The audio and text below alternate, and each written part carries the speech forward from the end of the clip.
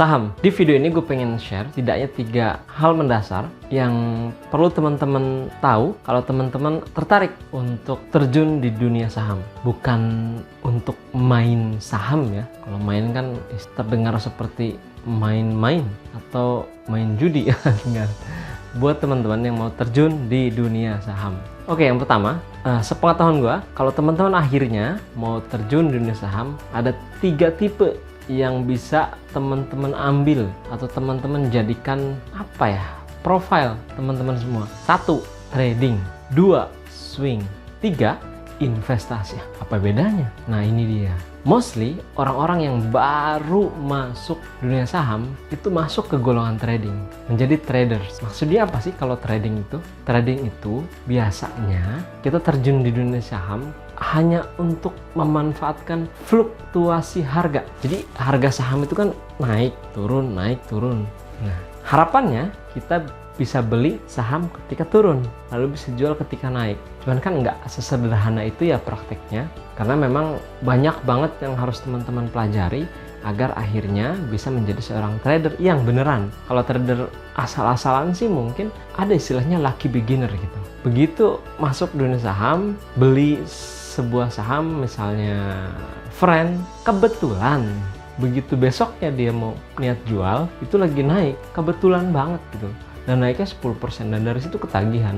Cuman problemnya adalah kalau akhirnya kita cuma trading tanpa ilmu, bisa jadi one day kita akan kapok. Kenapa? Karena kita bisa mengalami kerugian yang lebih besar dibanding keuntungan yang kita dapat. Jadi banyak banget orang yang awalnya itu positif melihat dunia saham menjadi negatif, bahkan skeptis terhadap dunia saham. Kenapa? Karena dia mengalami yang namanya kerugian yang terjadi itu karena hal mendasar, yaitu karena dia terjun di dunia saham clueless, tanpa bekal. Jadi balik lagi, trading itu kita biasanya jualnya itu short term banget, jangka pendek banget, bisa menit, bisa jam, bisa tengah hari, bisa 1 hari, ya maksimal besoknya lah, itu baru dinamakan trading. Yang kedua, ada yang namanya swing. Nah, bedanya kalau swing itu agak lebih lama dibanding trading. Jadi fluktuasi harganya itu, misalnya kita lihat nih, Bank BRI itu biasanya misalnya ya, turun di bulan Maret. Kita masuk di bulan Maret, lalu biasanya akan naik lagi di bulan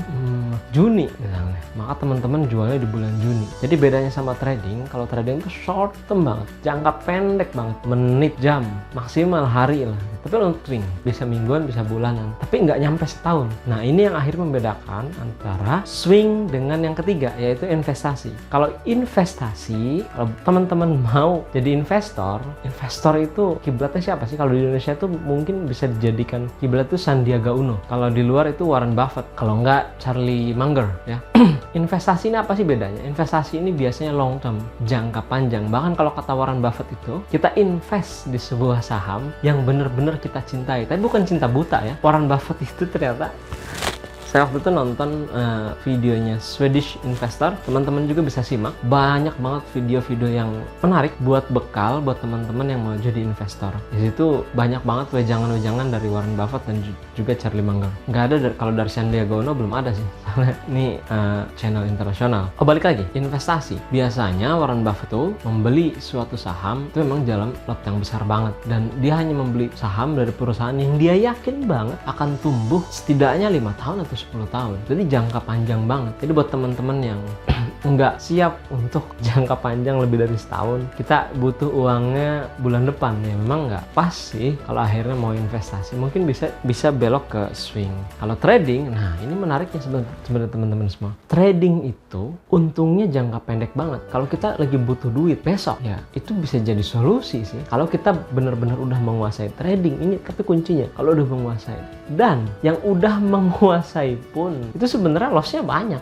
cuman untungnya lebih banyak. Kalau yang nggak menguasai itu nggak jelas, loss sama untungnya itu nggak jelas. Tapi kalau yang udah jago banget trading biasanya, setidaknya dia mematok misalnya kalau gua kalah 10 kali, gua harus menang 20 kali gitu loh. Jadi terukur, dia tidak hanya menyadari ada potensi keuntungan, tapi dia juga menyadari adanya potensi kerugian. Itu trading, swing, dan juga investasi. 3 bentuk ini penting banget di awal untuk teman-teman tentukan. penasaran maunya jadi apa, mau jadi traders, mau jadi swingers, atau jadi seorang investor. Tiga hal ini berbeda banget. Nggak bisa teman-teman semua, menurut gue ya, mengaku investor tapi yang dilakukan itu sebenarnya trading gitu. Karena gini contohnya, oke lah buat teman-teman yang tidak mengalami megang saham BBC dari tahun 2015 dan baru melihatnya di tahun 2021, akan melihat bahwa wah untung banget yang megang dari tahun 2015 ke tahun 2021. Tapi ingat, di antara tahun 2015 sampai tahun 2021 itu ada yang namanya jurang.